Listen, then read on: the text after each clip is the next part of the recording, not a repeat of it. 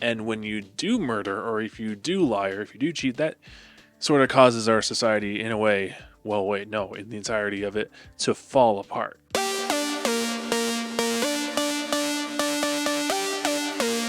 Welcome back to the Junior Mints podcast. This podcast is here to help you guys navigate life while also helping you guys have a fun life as well. My name is Finn Lawler. I'm your host. Let's jump right in. So today's episode, what we'll be discussing to discussion.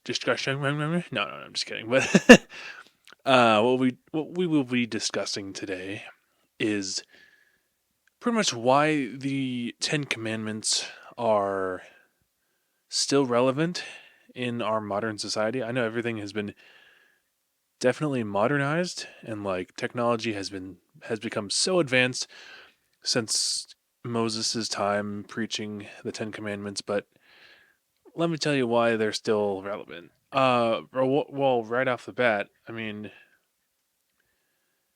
they're rules that the Ten Commandments are basically like they're rules that shape us as a society, right? And like they're grounds for morals, pretty much. Like don't cheat, don't murder people. Well, that one's pretty obvious. Like don't kill people. But if you do kill people, it's like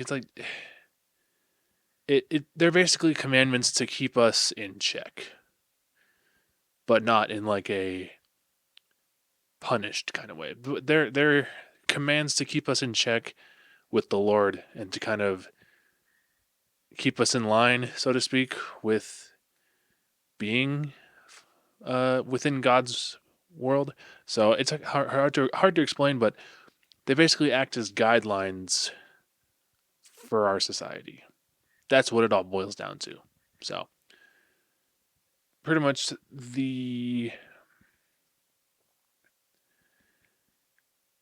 it they also act as it doesn't matter how specific you get with the commandments. They're pretty straightforward. I wish I feel so bad also where I wish I can actually recite them to you because I have not memorized them, but I have an idea of what some of them are.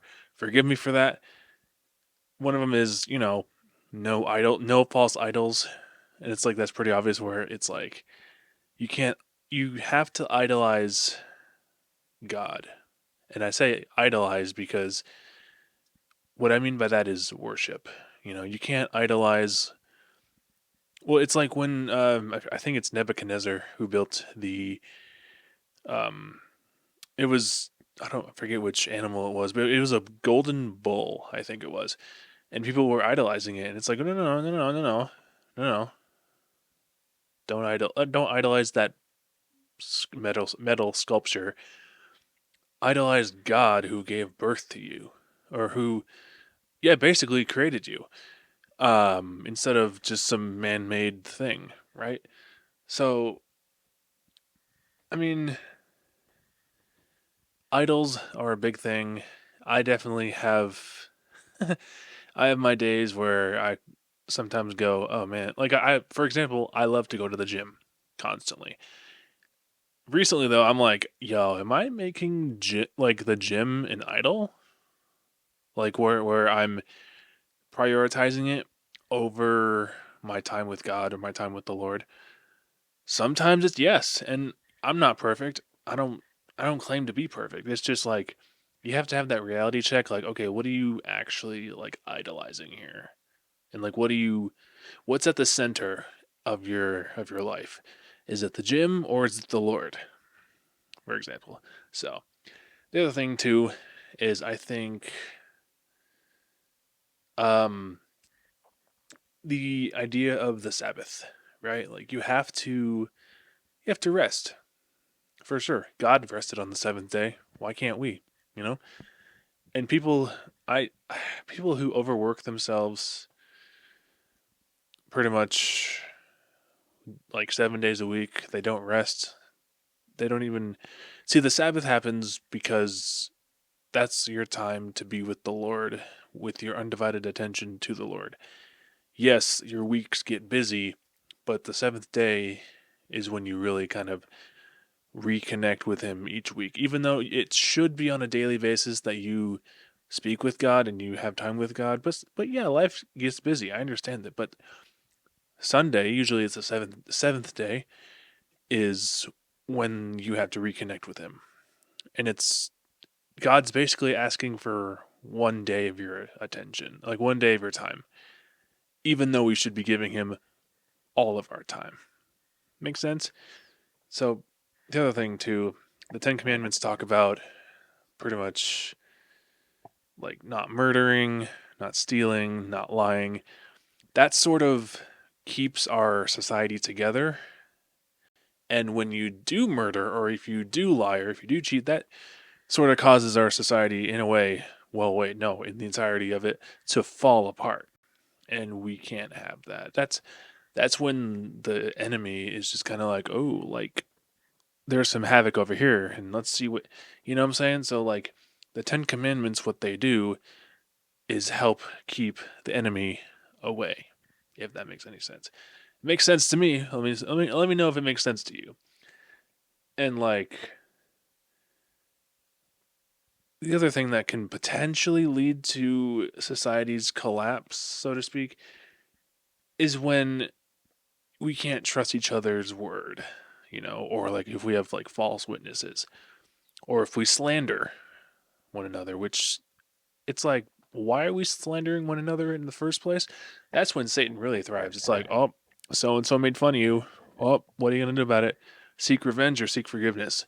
Forgiveness is the obvious answer. A lot of people, though, go to revenge because it's the easier option, which I get it. But it's at the same time, it's like false witnesses and like trusting people with their word. Yes, it's easier said than done. However, it that's society has to stay together, right? We all have to band together against the enemy. Not everyone knows that they have to fight the enemy. A lot of people know, or they think that they have to fight each other, but really we have to fight the enemy. And we can use the 10 commandments to fight the enemy. So, and like the 10 commandments are a good, I think, structure for our society, especially because like I'm a very structured guy. I need structure constantly. Otherwise, I'll just go run amok, and like I if I don't have a direction, then it's like I'll go astray, and then people will have to bring me back. That's what the 10 commandments are to our society. The Ten Commandments is that structure for everyone on God's earth. Sure, not a lot of people. It's weird when people don't follow the 10 Commandments. It's like, hold on, why? Even though it's written in the very foundation of just our world and our society. I don't know. People be doubting the 10 Commandments, but it's like if you go against the 10 Commandments, you're kind of screwed, right?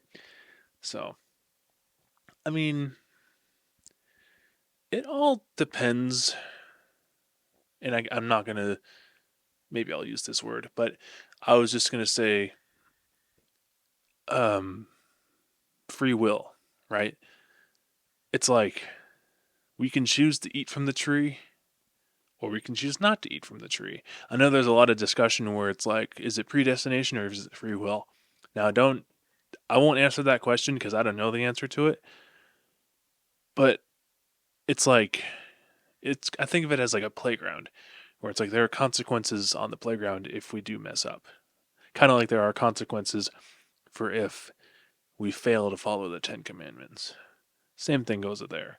So, I mean,